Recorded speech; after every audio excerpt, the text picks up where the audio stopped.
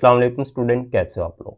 आज के अपने इस वीडियो में बात करेंगे वेब 3.0। जानेंगे कि वेब 3.0 जो टेक्नोलॉजी है इसको डेवलप करने की ज़रूरत क्यों महसूस हुई, वेब 3.0 किस तरह से इंटरनेट का आने वाले टाइम में फ्यूचर होगा। इन डिटेल वेब 3.0 पर इस वीडियो में बात करने जा रहे हैं। आप लोग फर्स्ट टाइम हो तो चैनल की सब्सक्रिप्शन कर लीजिए, वीडियो को लाइक और शेयर ज़रूर कीजिएगा ताकि अपकमिंग वीडियो आप लोगों को बारी बारी वसूल होती रहे। सबसे पहले हम लोग बात करेंगे वेब 1.0 की और फिर 2.0 की, और फिर आप लोगों को समझाएंगे कि वेब 3.0 क्या है और ये कैसे आने वाले टाइम में इंटरनेट का फ्यूचर। वेब 3.0 की बात करने से पहले मुख्तसर सी बात करते हैं वेब 1.0 की। वेब 1.0 में जो वेबसाइट बनाई जाती थी वो स्टैटिक हुआ करती थी। वो जस्ट लाइक न्यूज़पेपर यानी अखबार की तरह इंफॉर्मेशन इन वेबसाइट से हम लोगों को मिलती थी। और यहाँ पे जो पेजेस थे उनको वेब पेजेस को बोलते थे कि स्टैटिक वेब पेजेस हैं, और जो भी यूज़र का रिएक्शन होता था वो नोट नहीं कर पाते थे। और जो कि इसका डिसएडवांटेज था, यानी इन्फॉर्मेशन भेजने वाले को फीडबैक नहीं मिलता था कि लोगों को ये इन्फॉर्मेशन कैसी लगी, वो इसको लाइक कर रहे हैं या डिसलाइक कर रहे हैं। इस तरह के बहुत से यहाँ पे फॉल्ट थे। तो इनको दूर करने के लिए वेब का 2.0 जो वर्जन है वो मुतारफ़ करवाया गया, और ये 1999 में इसकी थ्योरी पेश की गई थी और इसकी डेवलपमेंट हुई 2000 में। अब जितनी भी आप लोग इंटरनेट पर वेबसाइट देखते हो सारी की सारी 2.0 वर्जन पर वेबसाइट्स बनी हुई हैं। इसमें जो ट्विटर है वो भी शामिल है, इसमें फेसबुक एफबी आप लोग यूज़ करते हो वो भी 2.0 वेब की डेवलपमेंट है। और इसके बाद आप लोग यूट्यूब देखते हो। उसके बाद जितनी भी आप लोगों को ई कॉमर्स की या और बड़ी-बड़ी वेबसाइट्स नज़र आ रही हैं जिनमें डायनामिकली इफ़ेक्ट है, यानी यूज़र जो भी इंटरेक्शन करता है वो इन्फॉर्मेशन कहीं पे जा रही है, वो सारी की सारी क्या हो रही हैं 2.0 टेक्नोलॉजी में डेवलप। जितनी भी मैंने बड़ी-बड़ी वेबसाइट्स के नाम लिए हैं, लिंक्डइन, ट्विटर, फेसबुक, ये बहुत ज़्यादा पैसा कमा रही हैं। कैसे कमा रही हैं? हम लोगों का डाटा होता है और इनके सर्वर पर पहुंच चुका होता है। इनको पता चल जाता है इनके एल्गोरिदम के ज़रिए कि लोग किस चीज़ में इंटरेस्ट ले रहे हैं। वो कंपनीज़ अपना इश्तिहार देने के लिए इनसे कॉन्टैक्ट करती हैं और बदले में ये उनको डाटा देते हैं, जिसकी बुनियाद पर वो लोग अपना इश्तिहार चलाते हैं, एडवर्टाइज़ करते हैं। और डाटा जो है ना एक सोर्स होता है। इसको मैं एक एग्ज़ाम्पल से समझा। एआई की एप्लीकेशन आई है चैट जीपीटी। अब चैट जीपीटी एक जनरेटिव मॉडल बन चुका है, यानी इसको जो भी हम लोग क्वेश्चन देते हैं तो ये एक आर्टिफिशियल इंटेलिजेंसी यानी मस्नूई ज़हानत को की मदद से उस क्वेश्चन का एक यूनिक जवाब जो है ना थोड़े ही वक्त में दे देता है। अब इसके पास इतनी ज़्यादा इंफॉर्मेशन आई कहाँ से, इतना ज़्यादा डाटा कहाँ से आया। चैट जीपीटी ने ये डाटा ख़रीदा था ट्विटर से तकरीबन 70%, और बाकी 30% मुख्तलिफ वेबसाइट से उसने डाटा लिया। अब ये ट्विटर के पास कहाँ से आया था? ट्विटर के पास हम लोगों ने ही डाटा की शेयरिंग की थी, यानी हमारे छोटे-छोटे मसाइल थे या बड़े मसाइल थे, तो उसको हम लोग डिस्कस करते थे। वो सारा डाटा कहाँ पे जा रहा था? ट्विटर जिस बंदे ने बनाई है, उसकी कंपनी में स्टोर हो रहा था। अब वो उसका एसेट बन चुका है, तो उसने 2022 तक का सारा डाटा चैट जीपीटी वो सेल कर दिया। अब बदले में हम लोगों को क्या मिला? कुछ भी नहीं। कमाया किसने? ट्विटर वाले बंदे ने। और जो चैट जीपीटी है वो इन फ्यूचर से उसकी सब्सक्रिप्शन आप लोग देख लें $20 पर मंथ पर है, जो कि इतनी ज़्यादा नहीं है, लेकिन फिर भी कितने ज़्यादा यूज़र हैं और यहाँ से कितना रेवेन्यू और कितने सालों तक कमाने वाले हैं। यकीन जानिए ये हमारे डाटे की बदौलत ऐसा मुमकिन हो पाया है। लेकिन इन सारी चीज़ों को देख के कि जो बंदा डाटा मुहैया कर रहा है उसको क्या मिल रहा है, यूज़र को क्या मिल रहा है, तो फिर यहाँ पे थ्योरी पेश होती है 2021 में।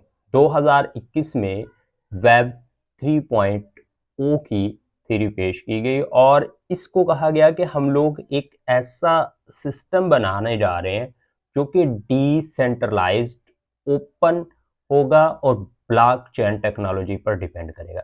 अभी मैं डिसेंट्रलाइज की भी बात करूंगा, ओपन सोर्स की भी बात करूंगा और जिस टेक्नोलॉजी पर ये वेब 3.0 बेस करेगा ब्लॉकचेन, उस पर भी बात करने जा रहा हूँ, जिससे आप लोगों को वेब 3.0 का वर्जन अच्छे से समझ आने जा रहा है और आप लोगों को ये क्वेश्चन भी यहाँ से क्लियर हो जाएगा कि क्यों ये आने वाले टाइम में इंटरनेट का फ्यूचर बन 3.0 में जो वर्ड है कि वेब 3.0 डिसेंट्रलाइज्ड होगी, इसको समझते हैं।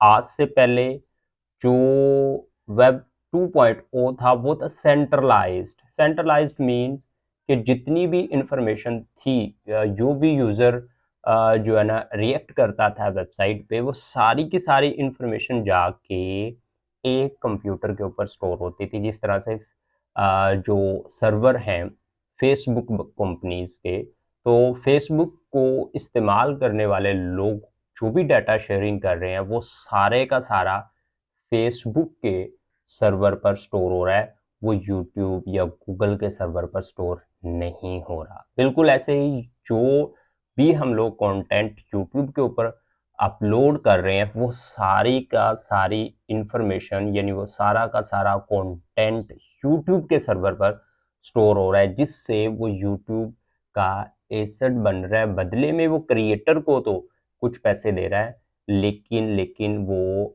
ज़्यादातर जो उस डाटे के ऊपर होल्ड है वो किसका है, वो यूट्यूब का है। और कल को अगर कोई इनका जो सर्वर है वो सही तरीके से काम नहीं करता, इस पे कोई यानी नुक्स पड़ जाता है, तो जिसकी वजह से जो फेसबुक के सर्वर पर पड़ा है, तो फेसबुक की जो सर्विस है वो डाउन हो जाए।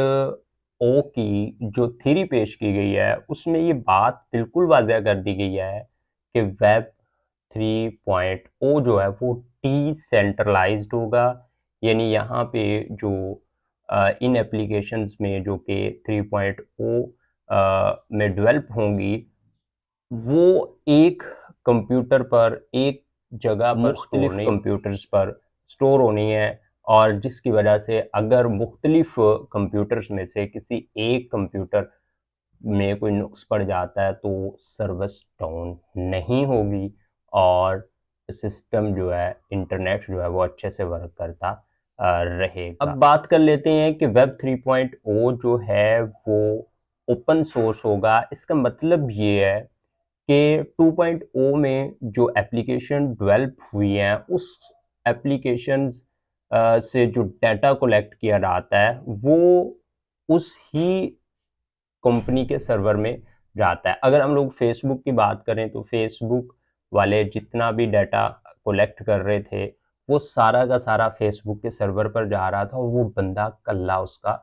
मालिक था। लेकिन जो 3.0 में डेवलप होनी है उसमें एक बंदा मालिक नहीं होगा। ब्लॉकचेन मीन्स सिक्योरिटी और जो 2.0 था इसमें ये होता था कि हम यूज़र का डाटा कलेक्ट किया जाता था और उसको फिर आगे कंपनीज को सेल कर दिया जाता था हमारी इजाज़त के बगैर। यहाँ तक यकीन जानिए देखा देखा गया है कि हम लोग कोई वर्ड अगर बोलते हैं ना और हमारे पास मोबाइल फ़ोन है, उसका इंटरनेट ऑन है, तो फेसबुक जो है ना उन अल्फाज से अंदाज़ा लगा लेते हैं कि ये बात किस बारे में कर रहे हैं और जब आप लोग फेसबुक देखोगे तो आप लोगों को उसी तरह की चीज़ों की एडवर्टाइजमेंट आना शुरू हो जाएगी। यानी हमारी इजाज़त के बगैर उन्होंने हमारे डाटे पर ऐड लगा के हमको वो दिखा रहा है कि हो सकता है कि ये बंदे इस चीज़ की बात कर रहे थे, ये इस चीज़ को खरीद लें। लेकिन जो 3.0 होगा उसमें जो ब्लॉकचेन है उसका मतलब यही होगा कि आपका डाटा सिक्योर होगा और आपकी इजाज़त के बगैर वो डाटा कहीं पे शेयर नहीं किया जा सकता, या कोई भी बंदा अगर उसको हैक करना चाहेगा तो उसको हैक नहीं कर पाएगा। और ब्लॉकचेन की बहुत सी एप्लीकेशन डेवलप भी हो चुकी हैं, और जिस तरह से क्रिप्टो करेंसी, और ये कुछ कॉन्सेप्ट हैं जिनको कहा जा रहा है कि आपस में जो कोऑर्डिनेशन करके इनकी, यानी डिसेंट्रलाइज्ड ओपन सोर्स और ब्लॉकचेन की, तो यहाँ पे एक एप्लीकेशन डेवलप्स की जाएंगी, और जो कि वेब का 3.0 वर्जन होगा। और इसमें जो इंफॉर्मेशन लेने वाला बंदा होता है उसको भी फ़ायदा होगा। यानी यहाँ पे 2.0 में यही होता था कि एक क्रिएटर होता था और वो कुछ जो मवाद है या कुछ इंफॉर्मेशन है वो क्रिएट करता था, और जिस भी सर्वर पर वो अपलोड करता था तो कुछ परसेंटेज वो जो एप्लीकेशन वाले हैं वो रखते थे और कुछ क्रिएटर को देते थे, ताकि ये भी काम करना अपना जारी रखे। जिस तरह से यूट्यूब की अगर मिसाल लें तो यहाँ पे जो क्रिएटर काम करते हैं उनको उनको जो यूट्यूब की तरफ से दिया जाता है वो 45% होता है, 44% यूट्यूब तकरीबन अपने पास रखती है। तो अब यहाँ पे जब वेब का 3.0 वर्जन आएगा, इसमें जो इंफॉर्मेशन लेने जाएगा बंदा उसके भी पैसे बनने वाले हैं। तो ये चंद बातें थी जिनकी बुनियाद पर कहा जा रहा है कि जब 3.0 आएगा तो ये इंटरनेट का फ्यूचर होगा, क्योंकि यहाँ पे क्रिएटर्स को भी ज़्यादा मिलने वाला है, और ये किसी एक बंदे की कंपनी नहीं होगी, ये हर इंटरनेट को इस्तेमाल करने वाला बंदा यहाँ से फ़ायदा उठाएगा। आई होप आप लोग काफ़ी हद तक वेब 3.0 के बारे में चीज़ें जान चुके हो। अगर आप लोगों की कोई क्यूरी है, कोई क्वेश्चन है, तो आप लोग कमेंट ज़रूर कीजिएगा, ताकि अपकमिंग वीडियो में हम लोग डिस्कस कर सकें। ओके दोस्तों, अल्लाह हाफ़िज़, अपना ढेर सारा ख्याल रखिएगा।